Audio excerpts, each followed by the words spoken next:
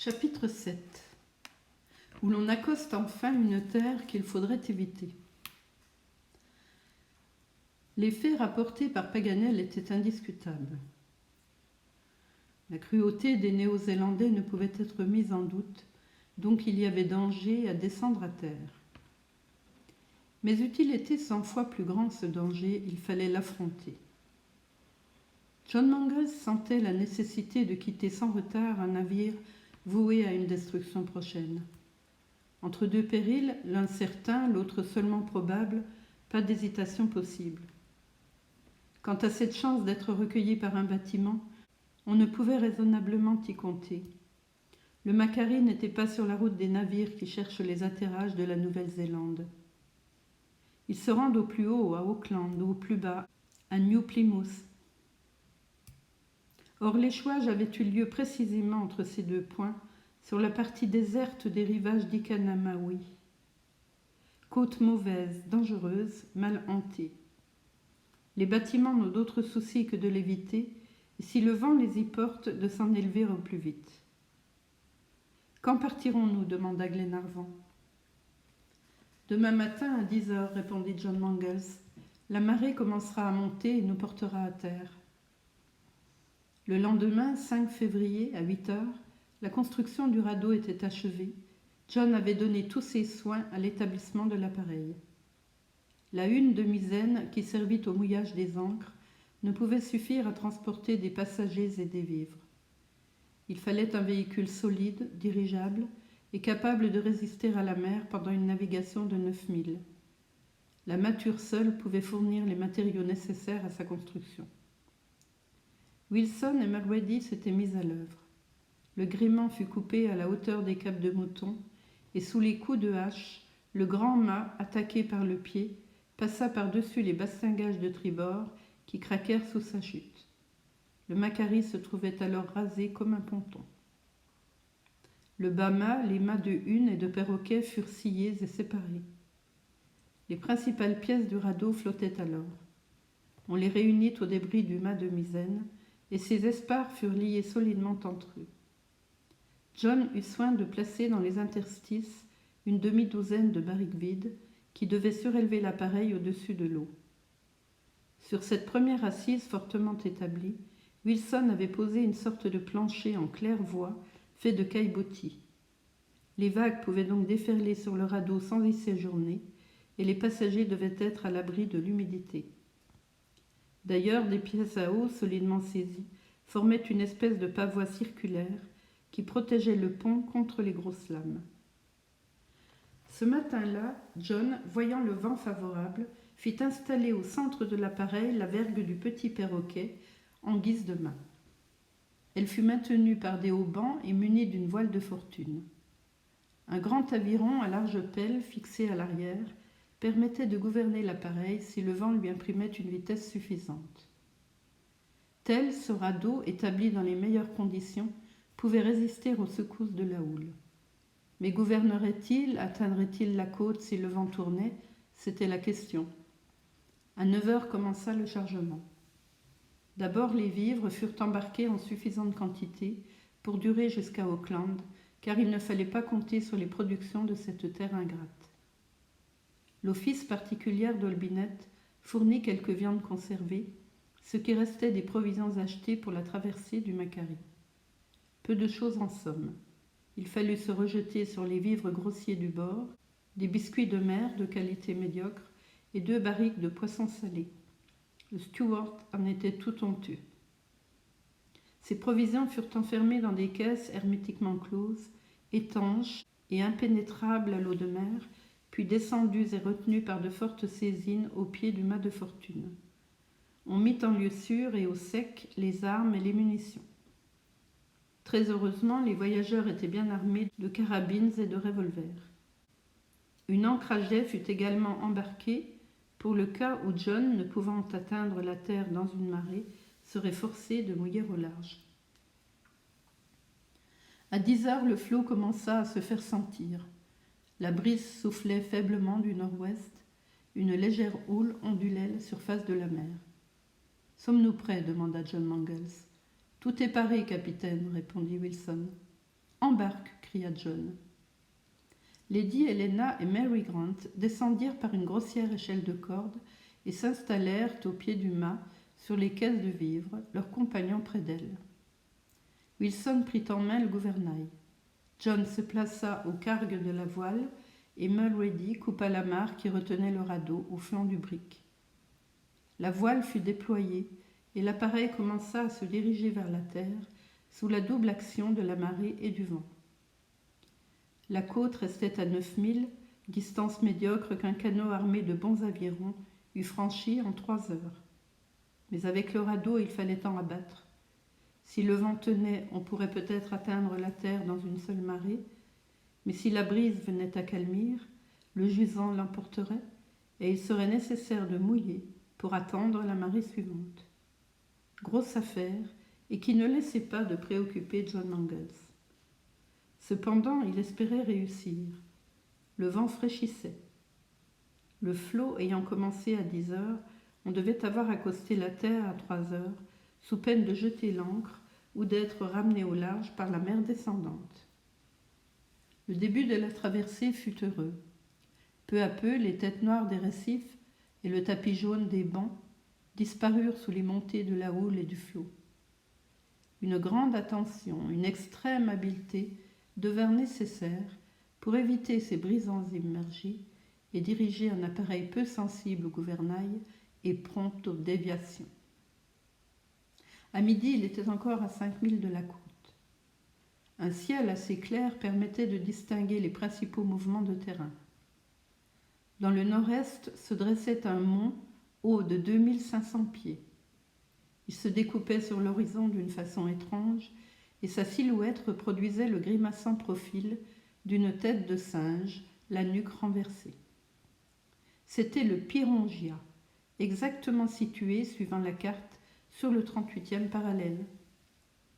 À 12h30, Paganel fit remarquer que tous les écueils avaient disparu sous la marée montante. « Sauf un, répondit Lady Helena.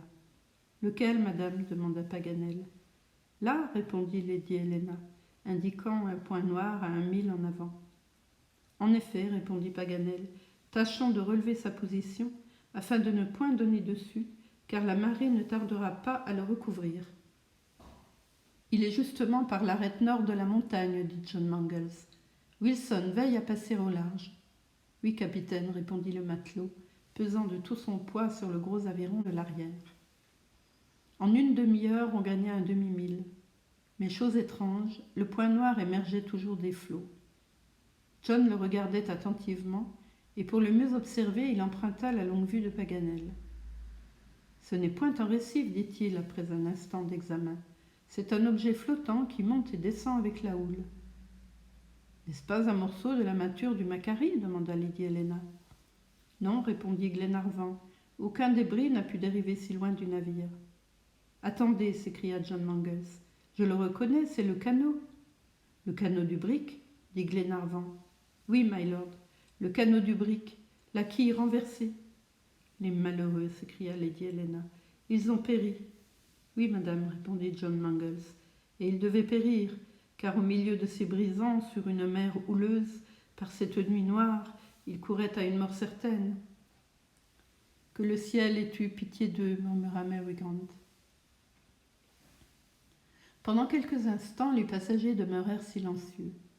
Ils regardaient cette frêle embarcation qui se rapprochait. Elle avait évidemment chaviré à 4000 de la terre, et de ceux qui la montaient, pas un sans doute ne s'était sauvé. « Mais ce canot peut nous être utile, dit Glenarvan. »« En effet, répondit John Mangles, mets le cap dessus, Wilson. » La direction du radeau fut modifiée, mais la brise tomba peu à peu, et l'on n'atteignit pas l'embarcation avant 2 heures. Mulrady, placé à l'avant, para le choc, et le you-you chaviré vint se ranger le long du bord. « Vide ?» demanda John Mangles. « Oui, capitaine, répondit le matelot. Le canot est vide, et ses bordages se sont ouverts. Il ne saurait donc nous servir. »« On n'en peut tirer aucun parti ?» demanda Mac Nabbs. « Aucun, répondit John Mangles. C'est une épave bonne à brûler. »« Je le regrette, dit Paganel, car ce you-you aurait pu nous conduire à Auckland. »« Il faut se résigner, monsieur Paganel, répondit John Mangles. D'ailleurs, sur une mer aussi tourmentée, Je préfère encore notre radeau à cette fragile embarcation. Il n'a fallu qu'un faible choc pour la mettre en pièces.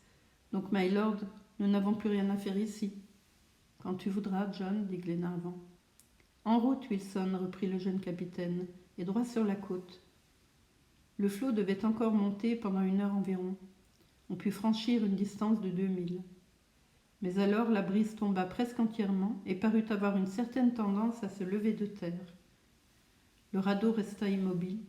Bientôt même, il commence à dériver vers la pleine mer sous la poussée du jusant. John ne pouvait hésiter une seconde. « Mouille !» cria-t-il. Mulrady, préparé à l'exécution de cet ordre, laissa tomber l'ancre par 5 brasses de fond. Le radeau recula de 2 toises sur le grelin fortement tendu. La voile de fortune carguée, les dispositions furent prises pour une assez longue station. En effet, la mer ne devait pas renverser avant 9 heures du soir, et puisque John Mangles ne se souciait pas de naviguer pendant la nuit, il était mouillé là jusqu'à 5 heures du matin. La terre était en vue à moins de 3 milles. Une assez forte houle soulevait les flots et semblait par un mouvement continu porter à la côte. Aussi Glenarvan, quand il apprit que la nuit entière se passerait à bord, demanda à John pourquoi il ne profitait pas des ondulations de cette houle pour se rapprocher de la côte. « Votre honneur, répondit le jeune capitaine, est trompé par une illusion d'optique. Bien qu'elle semble marcher, la houle ne marche pas. C'est un balancement des molécules liquides, rien de plus. Jetez un morceau de bois au milieu de ces vagues, et vous verrez qu'il demeurera stationnaire tant que le jusant ne se fera pas sentir. Il ne nous reste donc qu'à prendre patience. Et à dîner, ajouta le major.